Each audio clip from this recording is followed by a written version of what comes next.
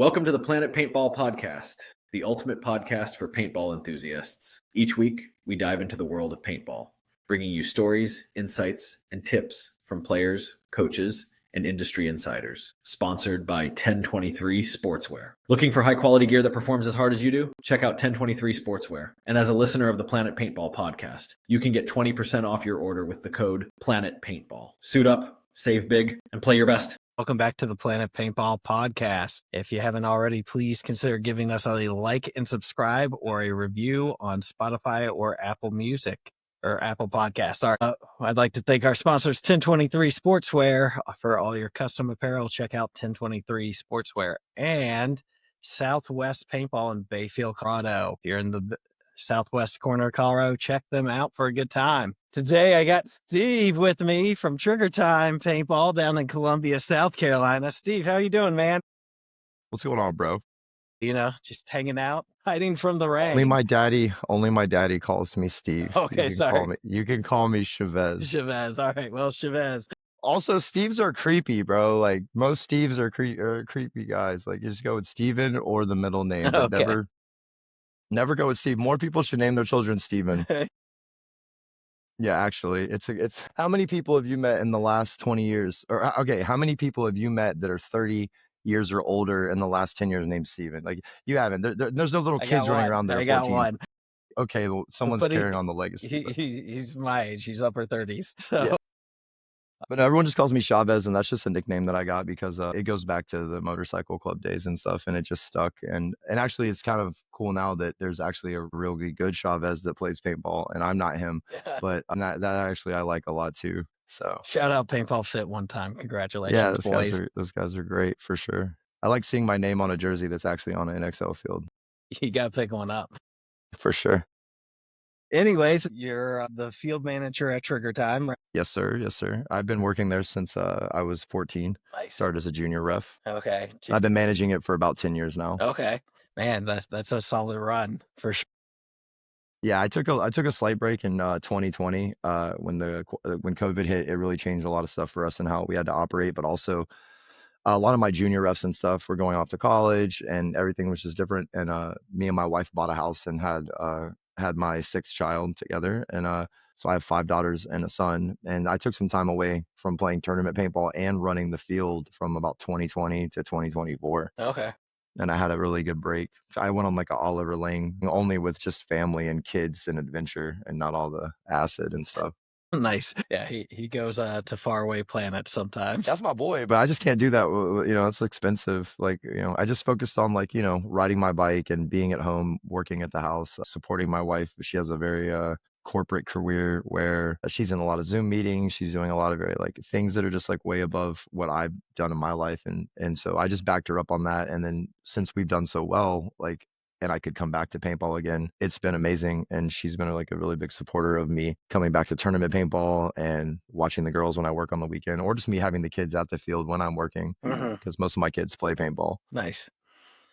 So keep it a family affair. You also run Nightmare, right? Yep, Carolina Nightmare. Yes, sir. It's we're nothing special. We're special to ourselves in the sense that like the brotherhood of it, but like we've never played anything crazy. We were a CFOA team that came out of 2 previously existing teams that I was on. One was a team called Fluid DL or Fluid, and the other team was American Nightmare. And I played on Fluid in my D6 year, and I had a coach by the name of Christian Gonzalez who used to own Carolina Paintball. Okay. And he was a very talented tournament player, and he played for the D5 lineup of Fluid. And American Nightmare had a coach named Mason Stanley, and he was on Christian's team. So they were 2 teammates that coached 2 D6 teams against each other and brought us in as like their little mini pit bulls and would run American Nightmare against Fluid. And we had some second places in our D6 year, and American Nightmare had some first and seconds halfway through the season. I wasn't really happy with my team, and American Nightmare invited me to come over to play for them.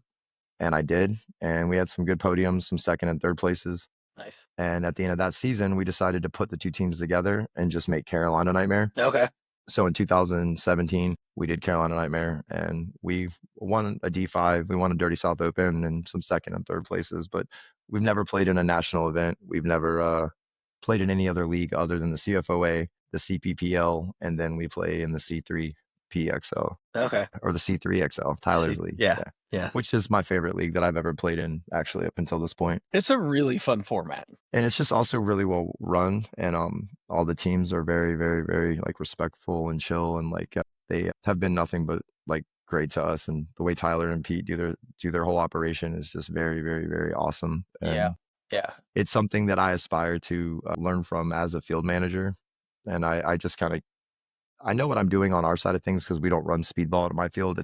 Trigger time is a woods ball field. We have hyperball and stuff, but we've never been a speedball field. And it is nice to see the way that they get speedballers playing woods ball at their field. Yeah. They And do I a like good that you job can of it. see, yeah, guys going from tournament play to finishing up the day, maybe playing rec ball with their kids or just playing with some locals that are trying to get into the sport. And I like that a lot because I feel like the moment you're too good to play woods ball and you just want to play speedball all the time, maybe you should like step back a little bit and remember why you used to have fun.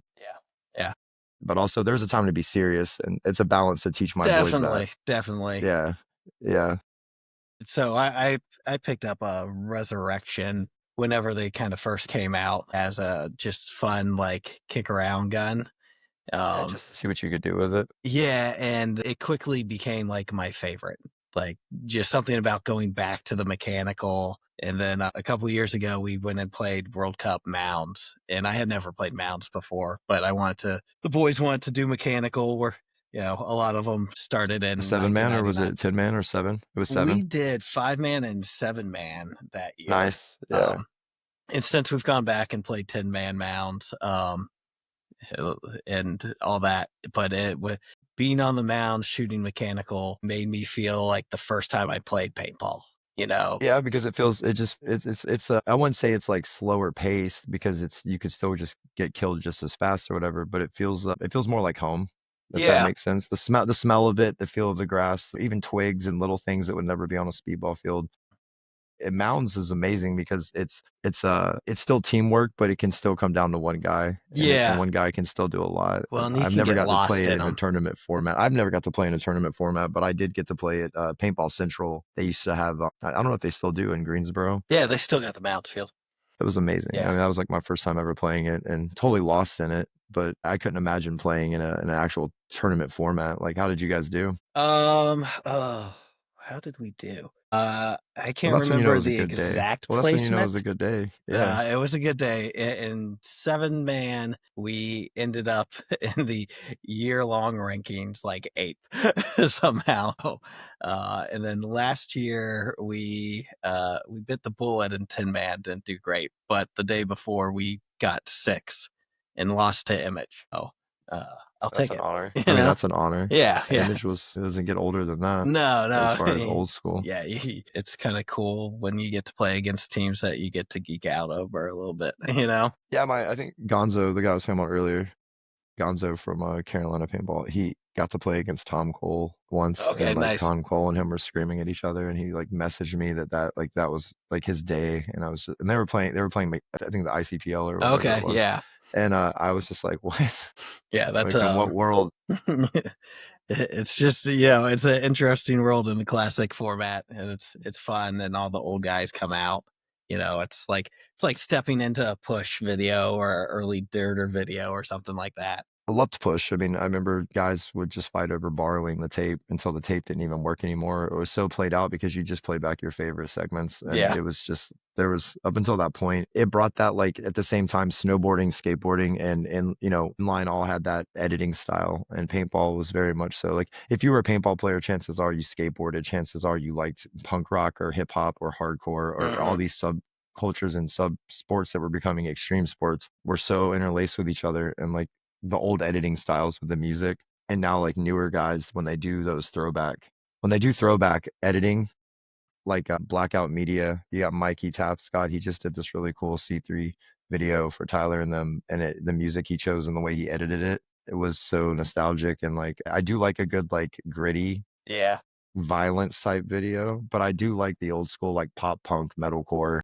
watching the guys yell at each other in the pits, listening to them talk, like Tim Montressor screaming at everybody in the pits, and then them going out and just doing something crazy. Push was the first video I'd ever seen before Dirt or anything. That was the very first tape I ever saw. And they were watching it in the pro shop. And I was just kind of like, Like, what is this? Yeah, I want to borrow this. How long the can I have this? pro shop scene was awesome back in the day. Yeah, to be a shop rat back then, you just cleaned the gear and you came in and whatever the guys were doing, you just shut up and like, Started helping out.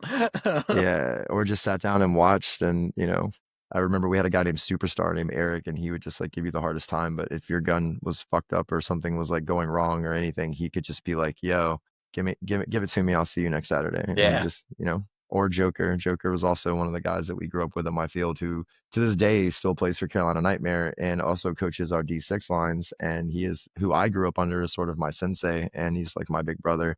And he has fixed more guns than anyone I mean, other than cocker top, I mean, Joker's whole life has been like fixing E-blades and autocockers, Nice. any weird thing that you could think of that the older guys would come to our field and be like, yo, check out this dinosaur. And then all the younger guys would rip on him. Like, what the, you know, what is that, bro? And he'd be like, bro, and it's day. This was like, you know, this was everything. And then Joker would come out, look at it, and then a week later have your gun just like top notch. And I always love that aspect of like taking care of your brothers and like Yeah. other players that are coming in that maybe don't know how to even take their gun apart. Yeah, it's Like, cool to I don't like think I can teach clean my someone how to 180. do it, you know? Yeah, I have a 180R and I take care of it, but like I get my teammate Judo to clean my bolt because I'm super weird about how I'm gonna mess it up. Like I can work on a motorcycle, but I can't take apart a Planet Eclipse bolt and clean it, or I over lube it, the bolt gets stuck. So I have teammates that actually help me because I'll be honest when I don't know about something or I'm not that guy. Yeah. What's one of your favorite guns you've had? In my life. Yeah. Everyone knows that. So I once owned a Team Vicious Geo 3.0 Nice. at hot pink. And me and another teammate of mine named Lewis, we patty caked the gun back and forth between the two of us over the years, depending on who like needed the money at the time. But it ended up with me in the end. But Okay. I had her and I had a matching Geo 3.5 that I had tricked out into a hot pink, blue, and lime green with a full matching setup. And in 2020, when I got out of paintball, I sold both of those guns, and I sold the 3.1 for 480 with an IV core with the full setup. I mean, we're talking about Ninja Tank, matching die rotor with the pink windows, everything. I sold it to a kid at Paintball Charleston, and I gave it to him for 480 because he said he had 500 bucks, and I told him to spend 20 on gas, meet me halfway. He met me off of I-26 at a rest area. And I told him, I was like, I'm going to look like I'm going to stab you, but I'm not going to stab you. So please don't think that like, and he got out the car. Was just like, oh, here's the 500. And I was like, here, you take the gun. I let him, you know, look at it. He was happy. And I sold it for 480. And then I actually was dumb enough to sell that Vicious Geo 3.0. I got it off a great guy named Nathan Myrick, who's a local paintball legend. That kid can ball. He sold me that Vicious, and I ended up selling it, I think, for 400. Wow. And that Vicious is now worth 1200, 1250. Any Team Vicious Geo that you see on the BSTs right now, they will the bottom is 1,000. Yeah. Yeah, I it's didn't kind of know it. crazy I didn't know it. how Yeah, those things I have just didn't. gone back up. I didn't know it, man. I didn't know it. I just didn't see it coming. And I saw actually what I saw at the time was Geos dropping so bad that I was like, if I'm gonna get out, I need to just one, hook up a kid with a good deal, but number two, I at least want to like recoup my money. Yeah. And in 2020, the prices for a Geo 3.1 was something like you could get one for like 420.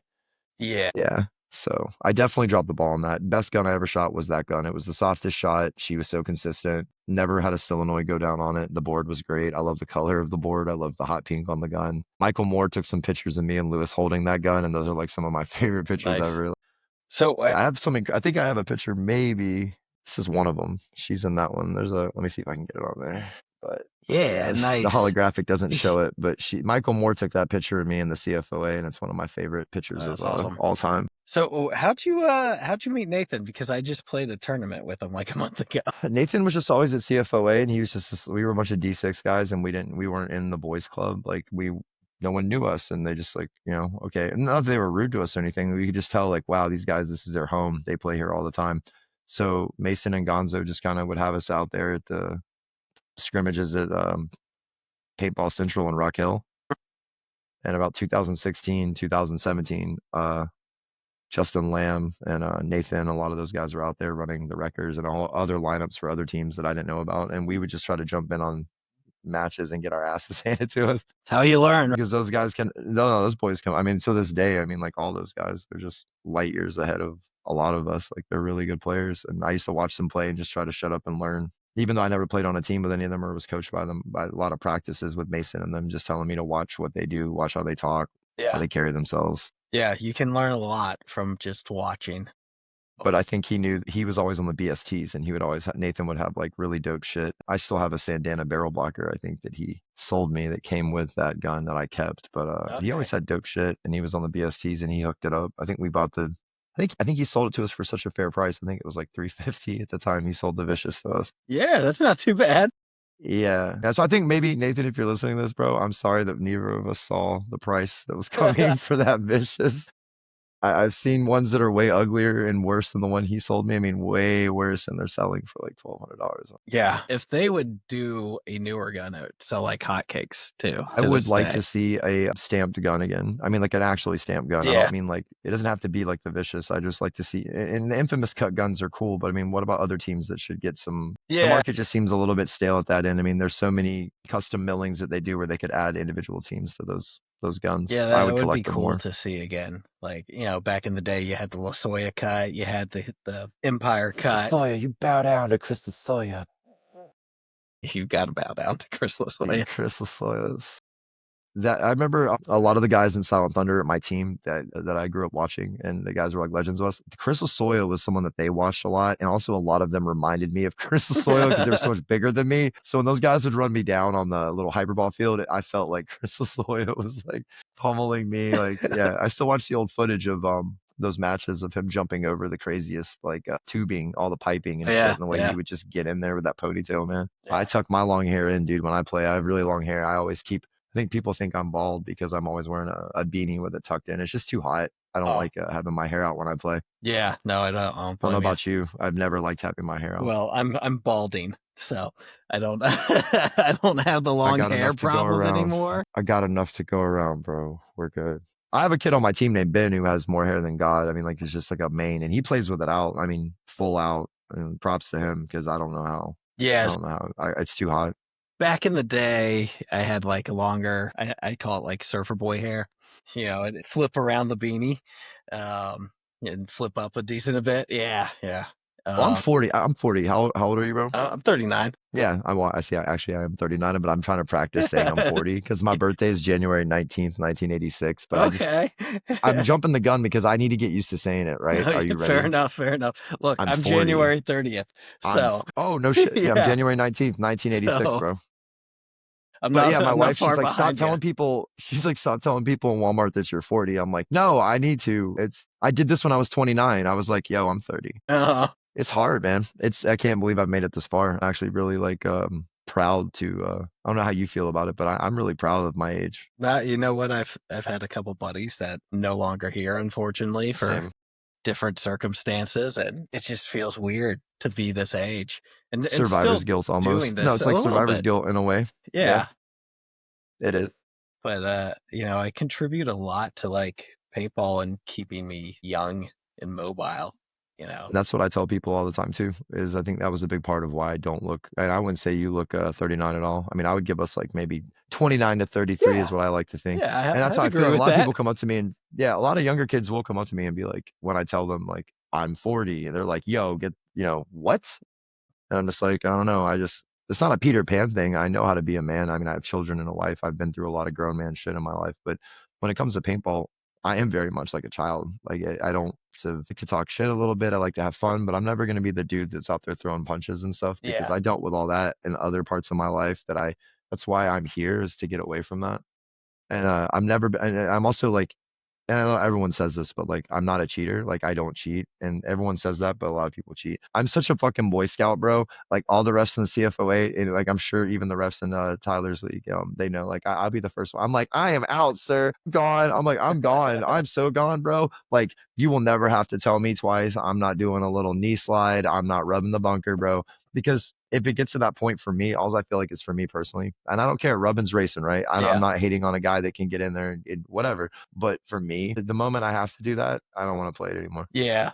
I mean, for real, I also enjoy playing video games, and it's been a big part of my life since the 80s and the 90s. But the moment you would put cheat codes into a video game, even back then, didn't it just feel like you were done with it? Yeah, it kind of takes the fun out of it. Yo, let's just kick the horse, it's dead. Let's do God mode, whatever, Yeah. Doom, Quake, whatever you were on. It would just turn it into complete garbage, and I don't ever want to do that with paintball. Well, and I think what people don't realize about life, man, like part of what makes life is struggle and the fact that And there's losing. consequences, And right? losing and Yeah. losing. And how do you lose? Lose well. Like, that's what I tell my boys all the time. Don't worry about like whether or not you're going to win, and don't be scared of losing, because either way, just do it well.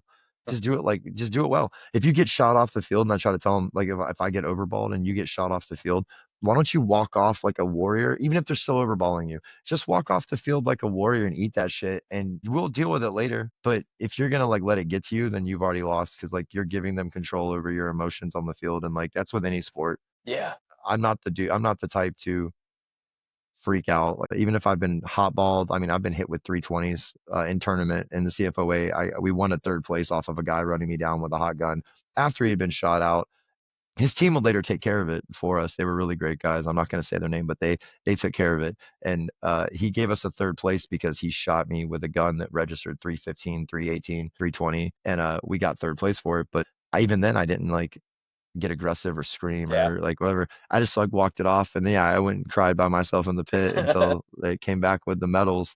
And I just don't like that attitude. I treat it like a dojo. I treat it like my getaway place.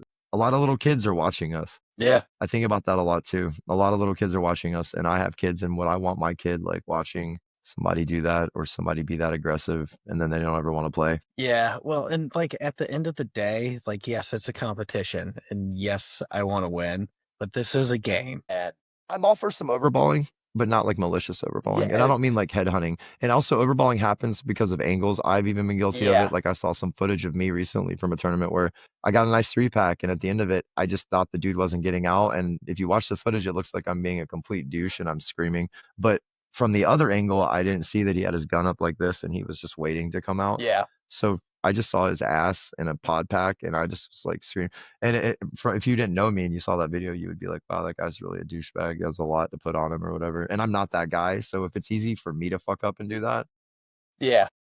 I've had guys put like 7 on me and then literally run over to me and just say, hey man, my bad. I didn't mean to do that. And I believe you. I'm like, I get it. No, I totally I don't get in my feelings about it and shit like that. But I do believe that there should be a little bit of, it's a sport, right? Yeah. Like we can talk a little shit. I don't mean like go in the parking lot and fight type shit. I mean, we should be able to egg each other on in a good way, Yeah. but Well, still hang there's out and have camaraderie after the tournament. like there's a way to do it, right? Though, like, and that's part of sports. I teach middle school kids, and we have a little Nice. like intramural street hockey league, and a lot of that is teaching them like how to talk junk.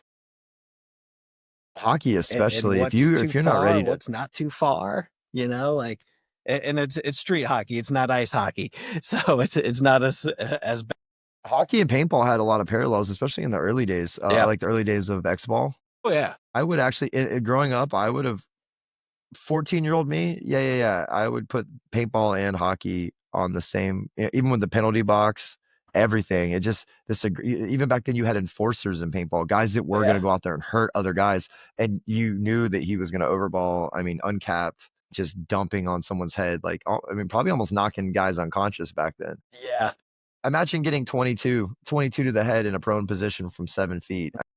No, not fun. I've been hit with 3 and I felt a little bit tips like I was gonna go out. Like, I've been hit with some pretty weird headshots before. Yeah, But yeah, I had to take my brother once, and this was at a tournament, and the paint was awful.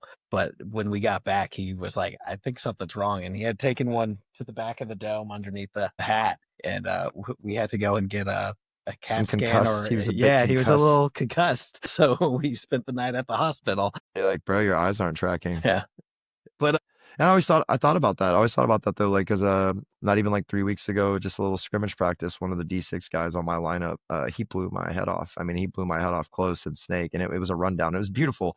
Maybe it's just me getting older, but I had to take a moment. I felt a little woozy. I would have asked the ref to hold my hand, but there was no ref, so I just walked myself off. Well, man, how did you get into paintball? Like, how did you find it? That's actually okay. So it's a really it's a funny story, and it really is. People say it all the time, but it's a funny story because there was this really cool kid at my school in 7th grade, and his name was Brandon Moody, and he was into punk rock and skateboarding, and he had Jinkos, and I liked those things, but didn't have any of those things, and my mom was definitely not interested in me getting into any of that, but I was trying to. And I was like taken back with like everything. I mean, this kid, he played Magic cards. He was playing like Fallout on PC. He just seemed to know about things that I just would hear pieces of and became friends with him. We got a little group of friends together. He starts loaning us his clothes. He's loaning me like 311 CDs, Rancid. He's giving me like my first Black Flag album. Didn't know that Brandon was stealing all this from his older brother, Matt Moody. And Matt Moody was apparently the coolest older brother you ever could ask for and would give all of his younger little brothers all this stuff. And Brandon would give it to us. He invites us to a birthday party and he's like, yo, I'm having a birthday party at Trigger Time Paintball. And I was like, yo, that's crazy. My mom's banker, Brian, is the owner of Trigger Time Paintball. And he's like, well, just bring this amount of money. It was like, bring $40 and some waters and meet me at my house and my parents are going to drive us. And out of all 5 of our friends, me and one other kid were the only one that were allowed to go because all of our parents said no. All the other parents. My friend Craig was crying. We were at his glass door. We were like, "Are you coming, bro? Like, we're going." And he was like, at the time, I was like, Craig's dad's such a like piece of shit. Really, maybe they could have been struggling, and he didn't have $50 to dump on the spot. So we all went with just the 3 of us.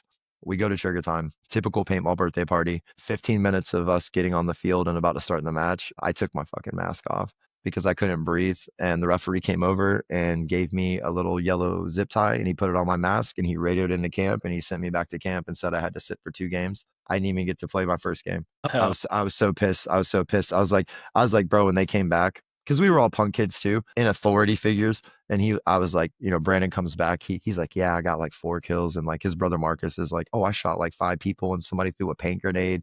And I was like, man, fuck that guy, bro. I was like, this place sucks. I was like, I'm gonna tell my mom to tell Brian that this ref. And then so when the ref came off the field, I was like, hey man, just so you know, I have asthma.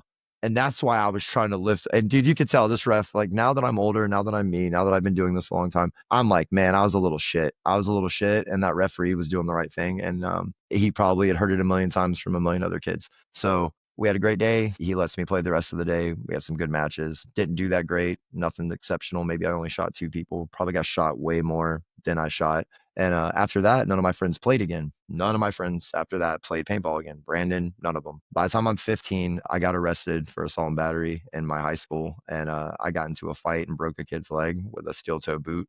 Did not mean to. And in high school, having steel toe boots at the time was considered a weapon. So I got charged with assault and battery with a deadly weapon, which is insane. And I was 15 looking at some serious time. Yeah. So I took a plea bargain for assault and battery and I did 6 months in DJ and that's juvenile. And I ended up getting out in 4 months. And after I got out, they gave me 2 years probation, 6 months house arrest, and they gave me 3,000 hours of community service.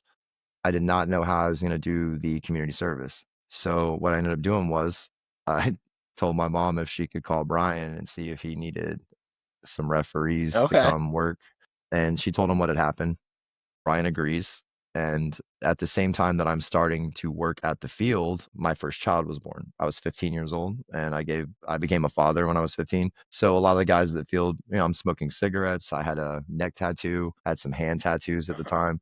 They didn't treat me like a kid. They're like, this guy has a kid. So let me come in. I worked like an adult and I was very respectful. I just did whatever I could to help. And Brian ended up signing off for a lot of hours that I actually didn't do because I was playing paintball. Yeah. So it would be like, hey man, you're going to ref for 2 weekends this month. And then maybe you can play like 2 Sundays and we'll give you a case of paint. Okay. And then that was fine with me because then I also worked at a Wendy's Monday through Friday because I had to have a job because I was on probation, which meant I had a probation officer at 15 with a kid. Yeah. And paintball was my escape. It became my escape. I could get away from working at Wendy's and being a good dad all week, a young dad. Couldn't go back to high school. So I had to go the GED route and just worked a full-time job. And the field was my escape. It was my complete escape from everything. And not in a bad way. It was like I could go out there and everything got quiet. And that's how I still feel about it to this day when I go out there, no matter whether I'm winning or losing. Everything just gets really quiet, and I can be loud if I want to be, but everything else is just at a very chill volume for me Well, and I think when it's I'm that playing way for a paintball. lot of people, right? Like it's Palpable. yeah, and You feel it. it stills the mind. When you smell it, even if it's a paintball field you've never been to, you have no memories at, but you walk there and you just start smelling familiar smells and take you back to every field that you've ever been at, and like a million memories of like winning and losing, or just woods ball, speedball, anything that you can think of. Scenarios that you threw a smoke grenade and you shot 5 guys, or you got a 3-pack in a tournament and won an NXL event. I mean, it doesn't matter what style you play. I think we all share it a lot. Paintball's not as it's not as divided as I think people make it out to be. No. Woodsball players and speedball players are totally chill with each other. Everyone's mag fed guys for first strike. I'm all about it. Like I'm all about all of it. It doesn't anything to do with paintball is good as long as it's being done safely. Yeah. I'm okay with it. And I think overall, like it's a great community, you know. I don't like the paintball war videos. Like it was good to see like a lot of those like 2020 like inner city videos where they were having like large scale paintball wars and stuff. And But like I like just wanted them to have Detroit. masks on.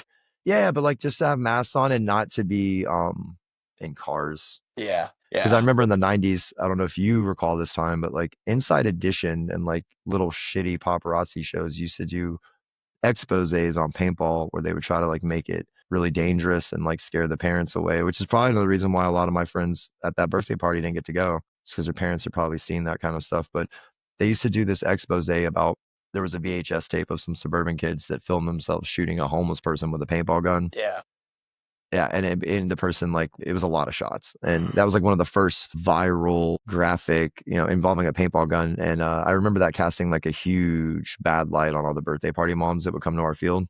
That would be like the one thing they would bring up. They'd be like, "I saw this horrible video," and we'd just be like, "Oh God, like not the video again." Like, no, no, no, ma'am, your kids are safe. We're gonna take care of your kids. They're gonna have a referee with them. You're gonna have like this is like Boy Scouts. Like that's what I would tell them. It's like Boy Scouts and Girl Scouts. This is where kids can come.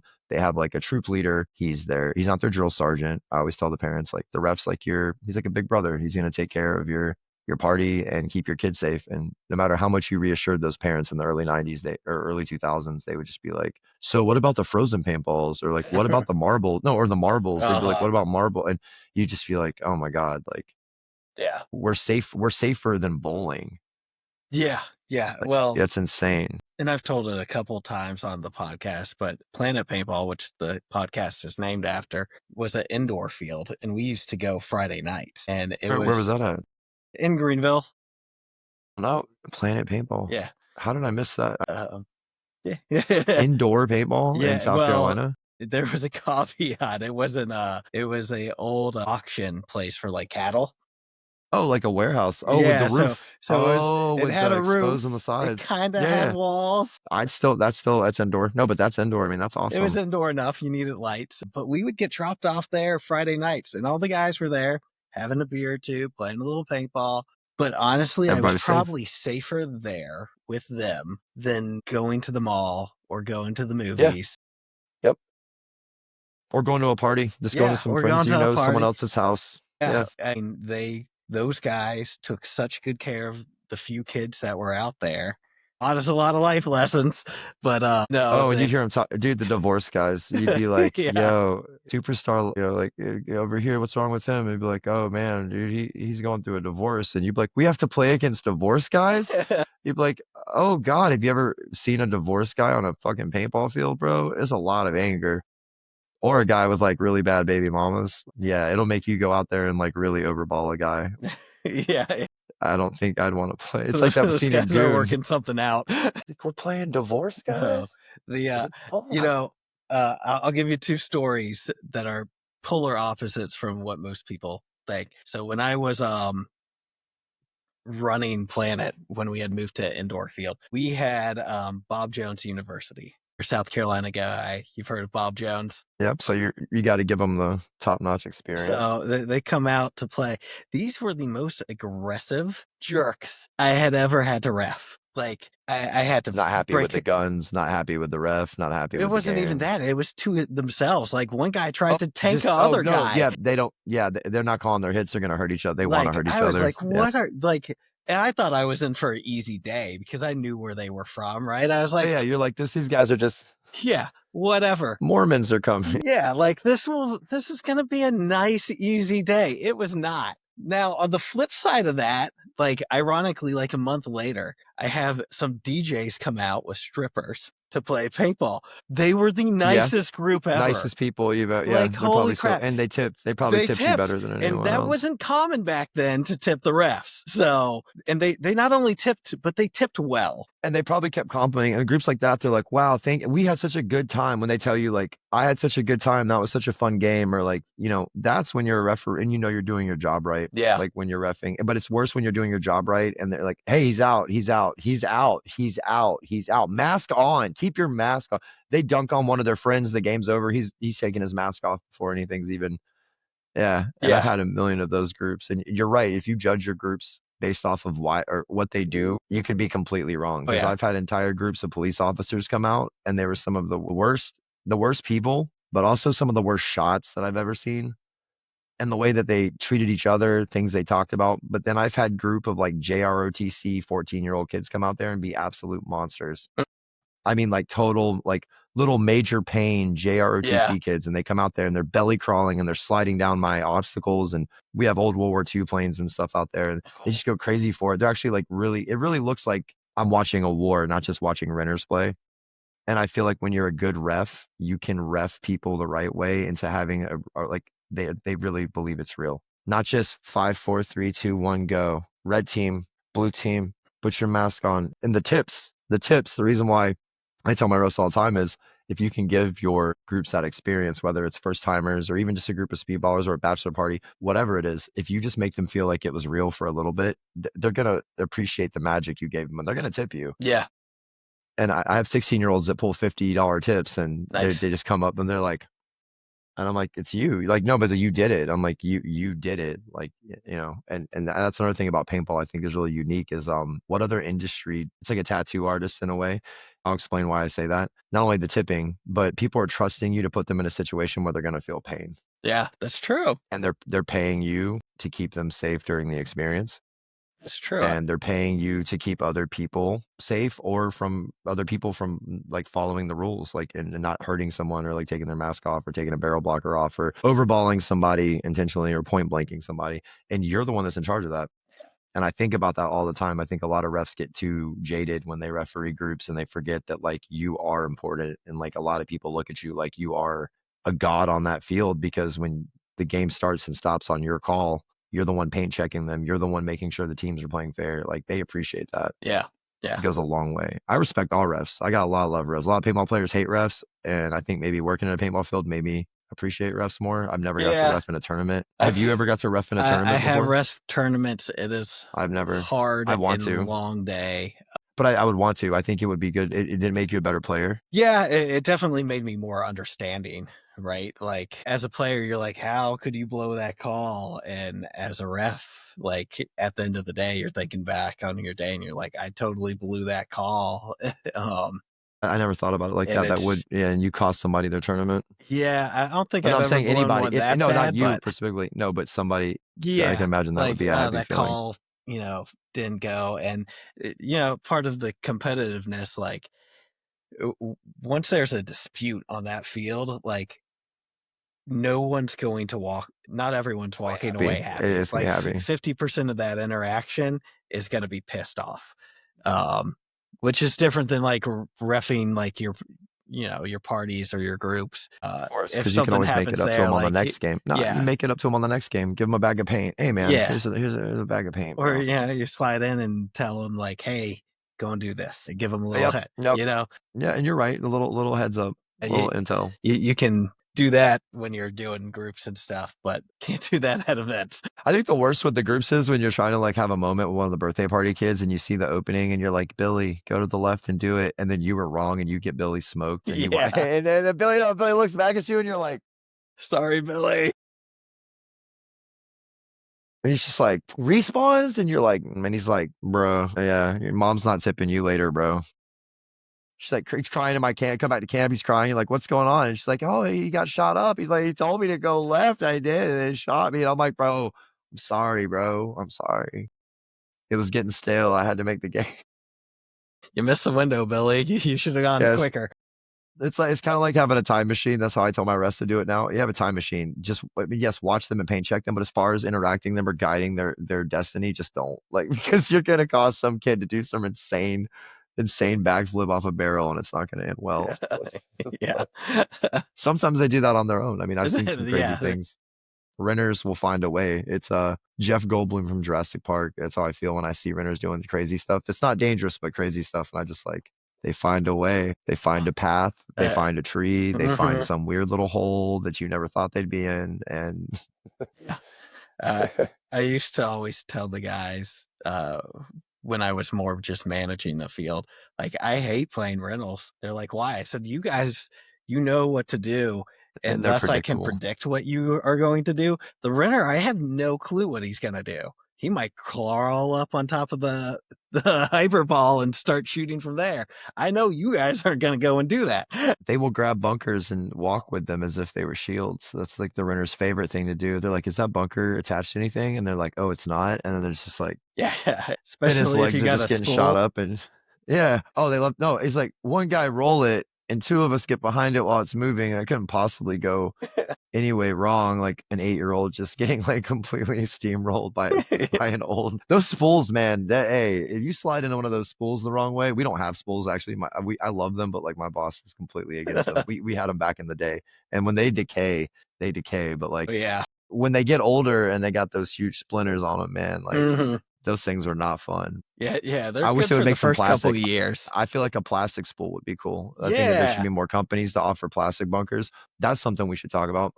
Why did it seem like in the 80s and 90s there was more bunker sets made out of plastic that were available for more like birthday party level, rental level stuff? Yeah. And now you don't really see that anymore. And with 3D printing and how much all this has like come, like how far it's come, I feel like there could be a company that could make giant plastic Legos for paintball fields that would be good across the board. And I've seen some in Asia that connect together and you can build stuff. I've seen them, but I've never seen them here, and they're all weather. They don't decay. You're not going out there and having to rebuild stuff or coat stuff or any of the hassles. Also, you can rebuild fields with them. You can keep your fields fresh. Yes, keep some of your plastics the way you want them because people love them, but it would be cool to have dynamic plastics that could become different things. And I'm very interested in finding unique plastic things as a field owner that I can add to my hyperball field that aren't usual things you would see. So do you remember, I think it was called wall ball. You're talking about throwing tennis balls? No. These were bunkers, and they're kind of like what you were talking about. There were a couple different shapes, but you could actually like stack them. Yeah, no, we have those at Trigger Time. They're red, they're blue, red and blue. Yeah. And they have the little Lego pieces that connect into each other. We have those, and I only have so many now over the years. I think at one point we had 45 of them, and I think now we're down to like maybe 12. And I use IBC totes. We'll use IBC totes and we'll mix them with that to make a hyperball. But I'm always like looking for like one time in the BSTs I posted like, do you know the big gorillas and the sharks and all that stuff, like the car dealership? There was speedball fields out there that had one or two animals like that as like a center bunker. Yeah. But like what if like a beach field had like all the bunkers as animals? That would be gnarly. All of them. No, I mean every bunker. Make the snake like it was at Huntington Beach and all that, and then make like a King Kong in the center, Velociraptors for Doritos, and you could do it and make a whole field like that for kids. That would be awesome. For kids, and just have the kids have renters come in there and do it, not have speedball on it. I mean, it would be speedball, but it would just be renters versus renters, and it would be. I think that would be if someone was in a position to do that on their airfield. I think that would be something cool to get kids into it. I'm always looking for things that make kids feel less scared to get into paintball, especially because of YouTube. A lot of kids either come to my field and they tell me, oh, I saw Maddie video. I'm so excited to play here. Is Maddie play here? Where's Maddie? Or it's the other one. I saw a bunch of TikToks and YouTube videos of people getting shot up a lot, and I'm really scared. I've already made up my mind that I'm terrified because I watched them all night last night, and I'm just like, so I always try to like make them excited, but like alleviate that fear. Yeah. So do you guys do 50 cal or gel blasters or no? Nope. Just straight. And we have no airsoft. We banned all airsofters from our field in 2016. Why? It was getting way out of hand.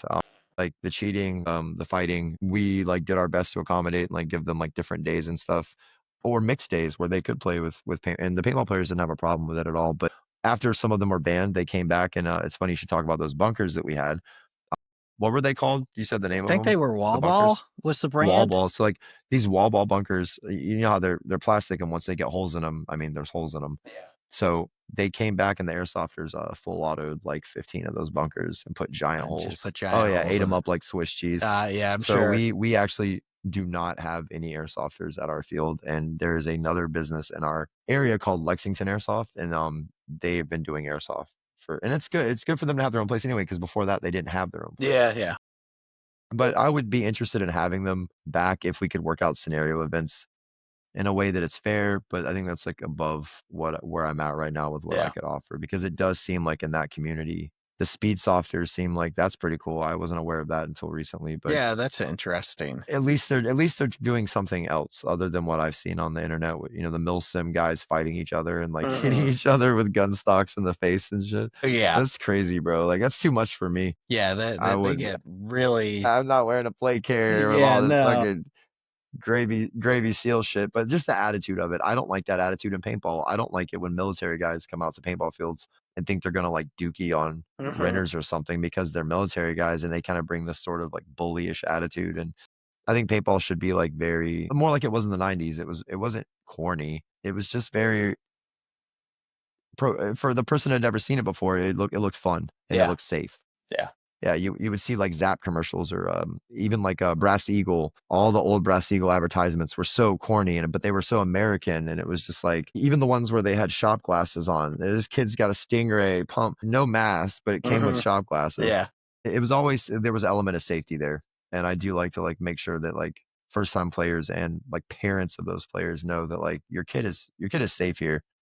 Like it's a safe sport. I've never actually seen a paintball related injury. I've never actually seen one, never seen an eye shot. I've seen people dislocate shoulders. I've seen knees. I've seen everything else you could think of, any other like kind of stitches, but I've never actually seen an injury from a paintball gun. And I hope I don't ever actually witness that. Or an air tank or anything like that. I've never. I'm trying to think if I've seen an air tank one that wasn't on like a video. The YouTube video, yeah, remember the one where it breaks his femur, where it takes off across the speedball field? That used to be on like LimeWire in like 2005. Yeah, it was. That video was like, it was horrifying. Yeah, I know the one you're talking about too, because at first he looks down at it and he keeps on playing, and then the shock and he's like, oh yeah, it kicks in. But there's also, as someone who, paintball dad, Giovanni, he did a video on like, air compression safety. And he came to our field, and he's always at our field, or he's at Palmetto or Lone Wolf. And we actually started sponsoring him last year. Okay, and, cool. I love what Giovanni's doing for paintball. I like his approach to YouTube. I like the way a lot of kids, Maddie and him, have completely different approaches. And I like both of them for their content. Like what both of them are doing is very unique. And I like that as a dad, what Giovanni brings to the table for the younger players, for kids who don't know about tournaments. If you watch his videos, I tell all my D6 guys, and they do, like we all have paintball dad stickers and shirts, and he really does have a good way of explaining it to not only first time players, but even as a tournament player. Sometimes I watch his videos and I'm like, remember to not forget the basics. Yeah. You get ahead of yourself sometimes. Like I am by far not like, I don't tout myself as a good paintball player. I think I've been really lucky to play on teams with some really good guys, and they create situations where I can do things that I'm good at on the field. But as far as an overall player, I would barely give myself like a C- on the tournament field. I'm very sloppy. I play very aggressive. I can be smart, but it's the guys on the team that make me anything. And a lot of the guys on my team are way better than me, whether they believe it or not. Like I don't ever walk around thinking I'm like anything special. I'm always trying to learn. And when I watch Giovanni play, and we've never played each other, but when I watch Giovanni play and his team, the Killionaires, and the way that he runs them, it reminds me that like there's stuff I need to be working on that I knew 20 years ago that I still don't do, or I'm still right hand dominant. I don't come off my bunker the right way, and I shoot. It's very ugly. But if I can get the kill and still make it, even if it looked ugly, I'm okay with it. I'm just not that guy. There are some guys like you brought up Nathan and those guys. Those guys, I used to watch them play and be like, I could get to that level if I could dedicate myself the way they have. With the kids and the field and everything else, I dedicate myself as much as I can. But I'm not at that level. Yeah. And I think being almost 40, I give myself maybe 5-6 more years of really trying at this. Maybe I want to do a World Cup with the boys. Yeah. 1 or 2 World Cups would be great for us to try. And then that's it. After that, I could just coach. Yeah. Like I could experience, never done it. I've never been. I tell people. So I hadn't gone until 2023. I think. I bet it was amazing. Yeah, Everyone that I it know was is awesome. I loved it. I don't know if I'd ever go down and play just to play X-Ball, once, but just to try it once. I'd you say know, just to throw the name in the hat one time yeah, and tell the boys it doesn't matter what happens because afterwards, whether we win or lose, we're still at World Cup. We can yeah. still do other things, Well, have and you're fun. gonna I just remember want to do it World one time, Cup. You're gonna just remember one it. time. It's a Never got lifetime to do it. memory. All these years, I've had chances to do it, and I always find a way to just not do it, I guess. But I've gone out of my way to do things that are farther away that are worth less to me. So, I don't know. Maybe I'm a little intimidated by it, the idea of it. That's a You good get time. imposter syndrome sometimes, even if you've been a part of something for a long time, you can get imposter syndrome. Yeah, And sometimes I tell my boys that on the D6 line, sometimes they get it in their heads like, oh God, we're playing these guys. It'll tell me the team name and I'm aware of who the team is and they probably are better than my guys, but I don't tell them that. I just go, oh, you're playing those guys? Ah, you're fine, man. Just, whatever. But they already got it in their head that the guys they're playing belong there and they don't. yeah. And you already lost the game. Well, and And that's part of the thing you got to learn with paintball is it's a lot more mental than I think new players think, right? It is, and also they don't realize that everyone is not immortal. Like you see a guy catch a 3-pack out there and just completely stitch up some guys, and he does a beautiful run. And the very next match, that same guy could be killed by a weird drop shot off the break, and now he's not on the field anymore. And you can, yeah, little things like that. That I think that's what we've been trying to like cement in their heads is like any given Sunday, it could be anybody. That's what I really like about paintball is any given Sunday, it could be your day. It could be your Sunday. And I'm okay with having just a couple of them. Yeah, we're hungry and we want it, whatever. I would like to win our season this year. I've never won a season. I've only ever had one first place. Okay. I have a lot of second and third places. Like my first place is like right there. Gotcha. The red one? CFOA. Yeah, and then the other ones are just like second place, third place medals and stuff like that. And I'm okay with it, but I wouldn't mind having just one or two more firsts and coach the boys and see what they can do as I get older. Watch my kids get into it. Yeah. So some of your kids are playing now? Yeah, so my son Corbin, he's about to be 12 years old in August, but he's been playing at Palmetto Hills and Sugar Time since he was 8. Okay. Nice. And Pete has always and Miss Kathy have always been super awesome with my kid and looked out for me so many times on his birthdays. We've had birthday parties there. He's been scrimmaging on the speedball field with like D4, D5 players since he was 9. Nice. Since he was 9, and he asked to do it. I wasn't one of those dads. I was a baseball kid, and I used to watch my friends that had baseball dads, and I always hated baseball dads. Like, throw the curveball, Drew. Throw it, Drew. And Drew's not throwing the curveball, not because he can't, it's because his dad's like fucking up his head, like pissing him off, like making him not love the game anymore. So I never forced him out there, and he wanted to start playing. So we did a scenario. We took him to his first scenario to Red versus Blue, and he won Young Gun from Maddie this year. He Awesome. got the Young Gun award. Got to be in the YouTube video. I got to go up there and take a picture with Maddie, and that felt more important to me. I felt like that. Okay, for paintball, that was my pinnacle. World Cup and everything else, anything else I could ever do or not do in paintball is going to be nothing compared to the moment of my son getting that award. And Pete and Tyler gave him an Axe Mini. Oh, wow. That he won, and he got the certificate and went to school and showed all of his friends that he was in the Maddie video. And seeing him get the experience that I dreamed about when I was the little Sugar Time kid with my spider, and I didn't have a dad, and my mom used to drop me off at the field. I mean, my mom would drop me off, and that was, the refs would drive me home. I didn't have a dad. So watching him not only have a dad that I didn't get to have, but have someone guide him in paintball and actually care about his milestones, because my mom was working and my mom couldn't be at the paintball field staring at me on a hot summer day like, hey, good job, you shot him. But I can, because he's doing it with me. And I'd like to get him on the D6 line next year. Okay. And most of my D6 guys are going to go up to D5, and then I'm going to be D4. I'm already D4 now. So I think after this season, all of us will be D4 with a D3 playing up for us, and then the D6 guys will be D5. And I would like for my son to maybe help me handpick his 3-man D6 team, and That'll he be can awesome. be carry on. Yeah, and I get to watch it, and I'll coach him. But also maybe not so much I want to coach him. I want to maybe drop him off up there and leave and let him figure it out on his own. Yeah. Yeah, because why not? And all the people that are there, I trust, more than anywhere else in the world that I would drop my child off at. And I feel the same way about what you said earlier. I would have no problem with dropping my kid off at any of our local fields, and knowing that the staff and the people that are there are like really going to take care of them. Yeah. Palmetto Hills is like my home away from home. Like I feel so great when I'm there, even though I love my home field and I love Sugar Time. I have a great time every time I go to Palmetto, like whether it's renter ball or playing a tournament or just scrimmages. They're just Pete and Tyler and Kathy are great people. And Yeah, it's a trio of just success, bro. You can't like the league, the field, everything that they do down to the retail, down to the littlest details that most people like. Well, you and me would know because we've worked at fields, but everything is top notch. yeah. Everything is it would be like if there's a food grade, that's an A+ on the door.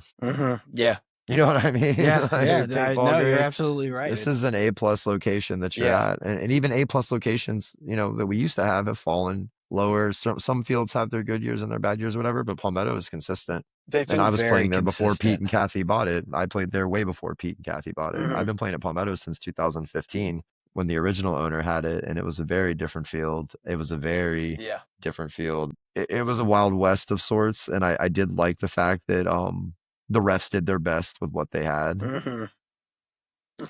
But there were some safety issues. Uh-huh. Yeah, and I had some really good times up there, and a lot of people didn't want to leave Paintball Central when they would be playing there, and I would say, "Hey, I'm going down the road." They'd be like, "What?" And I'd be like, "Oh, I'm going down the road. I want to go play." And they'd be like, "Why are you going there?" And I still liked it, and then to see what it was and to see what they turned it into, it's like Yeah. that could be a story in itself. I mean, they should really write a book on how to Oh, open up a I paintball agree. field. Like, Pete's life.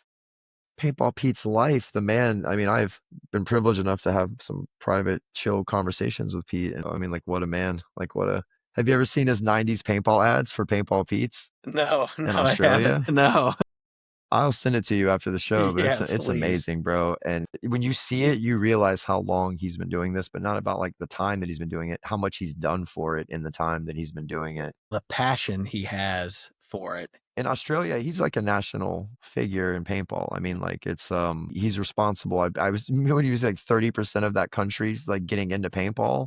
Wow. I Yeah, didn't I mean, realize that. it was during a time when Australia was very heavy-handed on paintball guns. Paintball guns were considered weapons. It still is very, very, very Yeah. hard to play paintball in Australia. Yeah, you got to be part of a club and And the paintballs can't be stored on site. The paintball guns have to be separate. You Yeah. have to have all a certain kind of insurance, and I think something like $240 a case. Yeah. That's, I mean, like politics. Yeah. But that just shows you like that we should be thankful that and I don't like getting in any kind of politics, but if that can happen in another country, I mean, if we don't guide paintball the right way, maybe one day paintball Yeah. Well, will I be mean, viewed even as in Europe and Japan, like there are some it's still countries tight it's knit. Yep. very hard. You got to have certain springs can't be sold over there because markers What it can't could be shoot turned so into. fast, and Yep. Or what you could just do with a paintball gun just regularly. I mean, just like, they're worried about like vandalism or Yeah. kids or just anything. And I get it, but like it's just very crazy that Pete was able to overcome all of that and still give people an experience. Airball fields, woods ball. I mean, he did it all. He played in the Super 7. I mean, Yeah. he was alive and doing paintball in a time when Jack Wood and them were still just making like accessories for Yeah, for guns. autocockers and Yeah, I mean, mags. imagine that. Imagine that. Like, but when Planet Eclipse was just still like in the back of a CCS magazine, when you would get a skateboard magazine, you would see a Planet Eclipse ad. Sometimes you would see a Planet Eclipse ad in a snowboard magazine. Yeah. They were kind of So revolutionary back then for what that. was for you like what was your very first like your first real gun, like not your Tipman or your rental or whatever that your starter, like what was the first gun for you that was like you felt like you were in the big boy club? Well, that For me was it the was the Angel. autococker. For me, it I was never, I a never, I loved autococker. cockers, couldn't shoot them. I think that's why I shoot spool valves now. I just never, I couldn't get the timing. It took Couldn't get the me timing. a long time to figure out the timing. And when I was younger, it was definitely like, oh, I got it. And then just, I don't know how I got here, Butter but I got it. and then butter. Yeah. But that was my first definite, like, I'm in the big leagues. And I spent a lot of time running a Spider Compact and then, I had a Spider Splash. yeah, and I had a then Spider Splash. the Spider LTR or something like that. Yeah, with the electronic trigger, the 3 No, round it was the burst. one before the electronic trigger, before they came out with like the gloss red and blue Just the ones. regular blow black. Yeah. I shot that gun so much the bolt stripped out of it. I watched the older guys that would shoot them and the way they had them timed, and it was, just ropes, but like not only the maintenance on them, I'm a good mechanical guy when it comes to motorcycles, and that's about it. I'm not good at cars. I'm not good at taking apart paintball guns, real guns, puzzle pieces. I just don't, my brain doesn't work that way. So I was terrified of an autococker. the maintenance that would have been involved and like looking at the pneumatics on the front of the gun was terrifying. The front of the gun looked like a fucking science experiment to me. And I was like, if I mess up one of these tubes, like I did. So when I looked at the Angel and everything was just streamlined, and then you just turn, yeah. And I've always felt better. I don't even like LV. I like the shot on a LV. I don't like an open bolt. I'm always worried about having an open bolt, and I just always play with spool valves. So I I've went been a from Planet the Eclipse fanboy. autococker I actually got right here into the Bushmaster when they came out, The which I feel like Bushmasters. this was revolutionary for its Was time. around the time of Indian Creek Designs. Yeah. So, Yeah. the Angel was already out. No, you would see that, and then an Indian Creek Design, Bob Long, and then the autocockers, and then at the very end of it, it would be like Spider whatever, $2.99, and Yeah. you'd be like, you know what, guys, I feel like I can afford that Spider. Yeah. You're like, the other ones say $9.99 on them. Yeah. Give me one of those. What year would that Bushmaster have been? What would that have been? Like That 2001? was. It's Maybe a even 99? 2000. So my buddy, 2001, 2002? 2000. Oh, straight up? Yeah. So First of the century. yeah. So when Absolute Carnage went down to World Cup, the owner of that team also on Planet, he would always like stock up on the new goodies at World Cup and bring it back. Bring them back to the boys. Yeah, and that's one of the guns that he brought back. And my buddy actually bought it and used it for maybe a year or so before I got to it. And then I bought the cocker. And it was like an old 98 right feed auto cocker. And as I was playing tournaments, I was like, I managed to actually have a decent job and had some extra money. He wanted to sell it. So I was like, well, I'll take it. And he gave me a hell of a deal on it. So thank you, John Pellet. So that Bushmaster, you've used that in tournaments, in some of your early tournaments? Yeah. Somewhere there's a VHS tape of me bunkering a kid with it. But yeah, I used that in tournaments for a long time. And then when the original Matrix came out, before it was owned by Dye even, they had the original and then they did the LCD like kind of quickly after that. I got one of the LCDs and I ran that gun for over a decade, probably. The Angel pooped out, and I think I had an Ion. I got an Ion right when they came out just to see what the whole big deal was, because they did the Smart Parts World Cup that year with the indoor. Yeah, the indoor one. And it was on ESPN, and like I still watch it on like right now. I pull it up on YouTube and I'll watch it like going to sleep just for the nostalgia. It's good matches. But the Ion was being pushed so hard right then, and I just didn't have the money to go bigger than the Angel. So I think I sold the Angel off, not working, and then I just got an Ion, and that was the last. Up until 2015, that was what the last I one. didn't play tournaments much. Yeah, I just had the Ion laying around and stuff, and then got into motorcycles super heavy, and motorcycles were way more expensive than paintball. Yeah. So getting into Harley Davidsons, getting my first Evos, I had a 99 Sportster, started getting Dynas, Softails. I've owned about 15 Harley Davidsons at this point, and I've owned about 4 or 5 Japanese, like some Yamahas, some Hondas, one Cross Rocket. But I don't ride as much as I used to, just getting older. Did you have a bobber at one point? Yeah, I built. I built a couple bobbers, right? Yep, and I also have a crazy vaporwave chopper. Like it's a Japanese chopper. They call them Japanese Tokyo Harleys is what they call them. But it's a Yamaha V-Star. It's an XB250. It's a 250cc, and we put drag pipes on it, like swept up, going chasing the sissy bar with the ape hangers, and it's custom paint job with cut the fender out into flames and shit. Nice. And I ended up selling it to a member of a local motorcycle club. I sold it to him, and he still rides it and stuff. Oh, that's awesome. I have a 94 Dyna Wide Glide right now with the Evolution engine. Okay. That needs to go in the shop, and she needs about $800.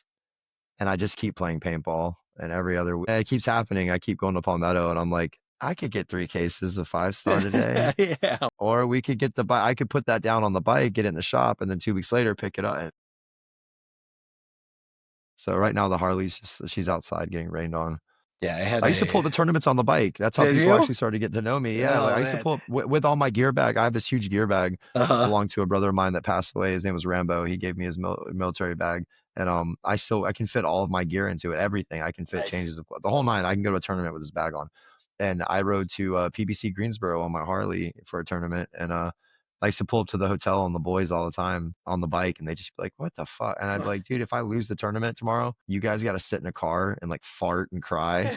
I got to ride a fucking motorcycle home, dude. I'm going to feel a lot better about myself going home Plus, I feel like the old 80s movies, I get to pull up to the field like, yeah, what's up? Not like a bad, just an Easy Rider kind of Yeah, way, not like a Easy Sons of Rider. Anarchy kind of way. Yeah. Yeah, just Easy Rider. Yeah, you got an Easy Rider in the background there, right? Yeah, that actually Yeah. used to be in the clubhouse. That was actually an Okay. original print. I Nice. got that out of the clubhouse whenever I retired out of my club. Okay. But yes, that is actually one of the best pictures ever. And the two bikes they're on, little known fact, both of those bikes were actually built by two African American gentlemen that never got credit I for never building knew those that. bikes. Yeah, those bikes were not white. That's not white boy Well, era. oh That my is not white gosh, boy era style. the forks on the one is Sugar Bear, Yeah, isn't it? you're absolutely right. Yeah. Yep. Okay. And I so, know a and little then something. The Captain America bike, it ends up getting destroyed because there was Uh, only like two or three of them made. And then there's claims that this one's the original or that one's the original or whatever. But that style was very much so not like your standard white boy motorcycle club style at the time. And it became the standard for most 1% clubs going forward. It's funny how that happens. yeah, a little bit of Yeah. life imitating art. Well, and there's something that overlaps a little bit. So like when I was growing up, and it's something like a lot of people don't talk about, but like when I was growing up at most paintball fields, you would have maybe at best like 10 or 15 white kids, and sometimes you would have like one or two black kids that were their friends that would play. A lot of black parents back then were not interested in letting their kids play or wanted them to play other sports and didn't view paintball as a sport. And something that I've noticed in the last like 14 years, and I love it, is a lot of younger black youth have been getting into paintball and actually coming to play paintball. Mhm. And it is becoming a part of like regular talk. Like, hey, do you want to go play paintball this weekend? Oh, we already played last weekend. Mhm. At my field, I've seen such an influx that it reminds me of, imagine it's 1999 and you're a young black kid and you're surrounded by 14 white kids in camouflage and you came out there to play with them and you're the only one. Now, I like to see 14 black kids playing at my field with one redneck kid Yeah. and they're over there just like, no, and then he's having a ball too. Mhm. And like the thing is, it's like there's been a huge shift where paintball is very much so. I have large groups of people from India that come and play at my field, specifically at our field, because they like to come and play on Christmas Eve and they like to come and play on Mother's Day because they do not celebrate. They don't celebrate. So every year they come to our field. I have Hispanic families that come and have their birthday parties and they do Mhm. piñatas and we set them up at the field. I have African American families that come and they do giant barbecues. I have white families that come and do the coolers with the Capri Suns, and that's all happening at the same time. And I see all these kids playing versus when I was younger, it was just a bunch of kids that looked like me. Yeah. Yeah. And Or the older same would white go for dudes that look skateboarding. like you. The same would go for skateboarding. There would always be the one black friend that skated, and and his name was Mike, and they would be like, "Yo, it's Black Mike," because there was like three other Mikes that Yeah. skateboarded. Yeah. You'd be like, "Oh, who's downtown?" And say, "Oh, Black Mike just did this crazy grind." But it was in punk rock when I was in punk rock, one or two black punk rock kids, and they would be like the most down punk rock kids you ever met in a scene of like 200 white boys.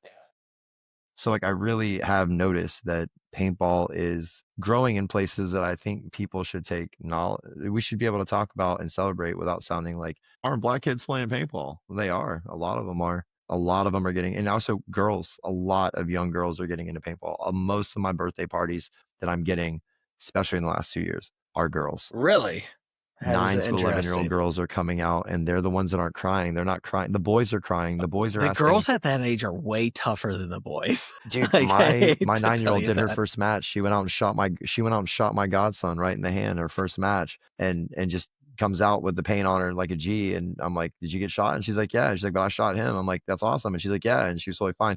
And 10 minutes later, my son's out there getting shot, and, and I'm Mhm. like, bro, what are you doing? Like, you're good. And he's just like, and I'm like, she is 9, bro. Yeah. Like the girls are hanging, and they're Yeah. seeing more girls playing. Well, and I think A the lot of talented girls are playing right now. yeah, and I think the I've had a couple girls on now, Oh, I know. or young women. David Yeah. Yeah. Tran, and the holy wife. She is amazing to watch her play, and I actually got to run some points with her and David at the last scrimmage, and Nice. watching her communication and her play style, and just like, wow, like you better be on notice when you're on the field. Like those Mhm. girls will put you down, bro. Yeah. Well, and Kelsey Destiny and will yeah. Oh, definitely Kelsey's a beast. put it on you. I call Kelsey the wife. I just look at Tran and I go, "Is the wife here?" And he's like, "Yeah." And we just like, in her awesome carbon mask that's like custom painted that She matches loves that everything. I'm all thing. about it. I'm all about it, bro. Like, I'm all about the drip, bro. David's a beast as well. Little known story about David. David was a renner at my field, 15.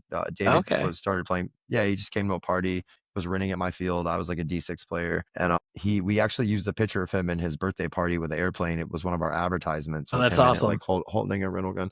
And I didn't know, like, life happens fast, but like when we caught back up later in life, I get to like see him at the World Cup and like hear Matty Marshall like commentating over David playing, and it like made me feel like really proud, like really, really proud. Like watching him become the player that he is and get to have him play our first tournament back. He played with us. He's a great guy off and on the field. Both of them are. Yeah. And like Carolina Nightmare, we love it when we see them. We're just like, yeah, like Yeah. those are the peeps. I've enjoyed getting to know David and Kelsey a little bit more. Absolutely. And I feel the same way, like when we see Paintball Dad and when we see Blue or any of the guys, all these people that are just like larger than life characters that are in the community, you've had all of them on your show and you're one of them too. I'm getting around Even to just him. being here, I feel like I have imposter syndrome, even though I know that there's pieces I brought to paintball that are good, but like I think I have imposter syndrome sometimes. And I my think we all teammates have that. remind me.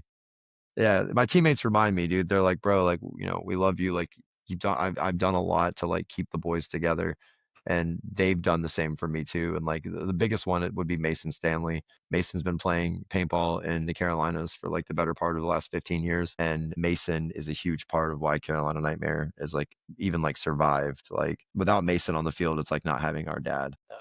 He is like definitely one of the best players on my team, and he has guided the D6 team, the D5s. He's always been there to run points with us when we're having, as men, not always great times in our private lives. And he would be there for the boys and guide us through bullshit together and be like, you don't have to make this practice this weekend. You should focus on this. You should save that $120.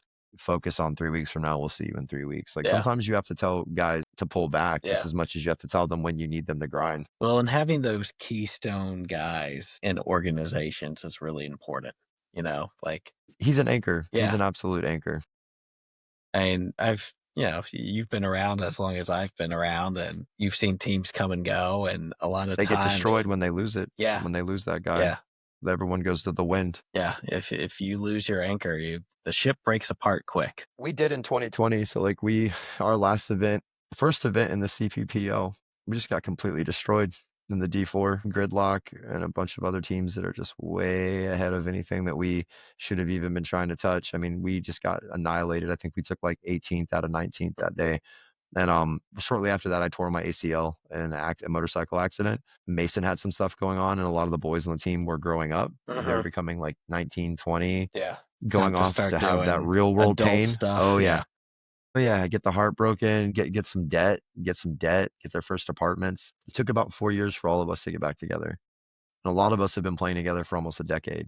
The guys that are on Carolina Nightmare, and then the guys that are on the D6 lineup, those are all junior referees from Trigger Time. So okay, cool. 2 D6 lines. One is Carolina Nightmare Pink, and one is Carolina Nightmare Blue. And one lineup is actually just Carolina Nightmare Pink is just players that play at Trigger Time. Okay. And Carolina Nightmare Blue is actual staff members. They're all teenagers that are junior reps. Okay. And we put them together on a lineup. And so those 2 D6 lineups, they're together every weekend working, playing together, hanging out. And we're the old men that just kind of like try to guide them and like smack vapes out of their hands and stuff, Yeah, I'm over here just in the pits. I'm just like, well, you smoke a cigarette like a goddamn man. If we're going to be doing that, let's just go ahead. That's how it was at the old days. I mean, the guys on the speedball team would say, well, fuck it. He's got a kid. Bum him a cigarette. Eric, give him a cigarette. I'm like, Eric, I got to go home and get yelled at by my baby mama. I'm 15. Give me a fucking cigarette, dude. But I have really good kids on the team, and we're very, very, very serious about like not pushing them, but also not making it like easy for them. Like they earn their jerseys. We really made them try out. They all had to not just show that they could play, but that they care about each other.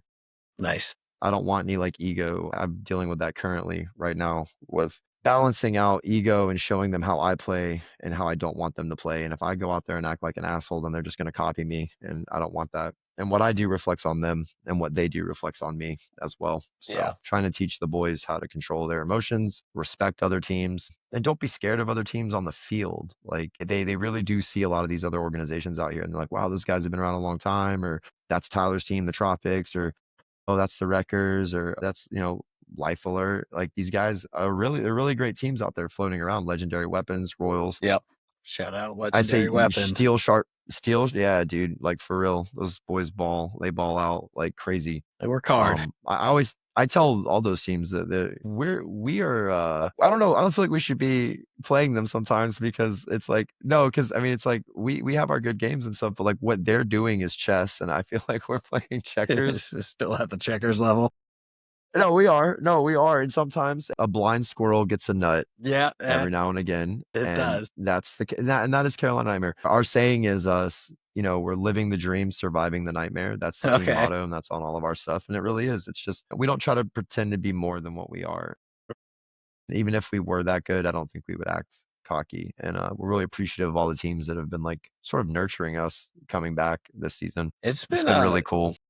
It's just a really positive league, the It is. C3XL. It really Tyler runs an amazing ship. Yeah. Like I don't even have something to compare it to. Not that the CFOA wasn't great, and I loved the guys at Paintball Central and Dan and all those guys that used to ref us. I had great times in the CFOA. Brian Radford. Brian Radford was amazing. Brian Radford. Man, that's a name Knew I my haven't team heard was- in a while.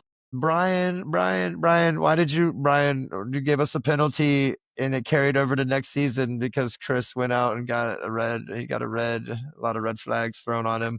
And we knew it was going to happen. It's cool. And Brian was so funny about it, the way it happened. Like we knew we were wrong. And Brian's like, motherfucking nightmare. He's like, you're getting this penalty carries over until the first tournament of next season. And we started the tournament next season with a body down because Radford was like, you're going to fucking serve this penalty, bro.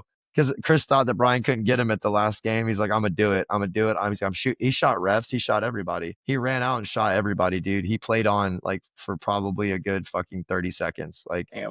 And Brian Radford was so cool with us. And you have to have guys like Tyler and Brian and guys that know the boys.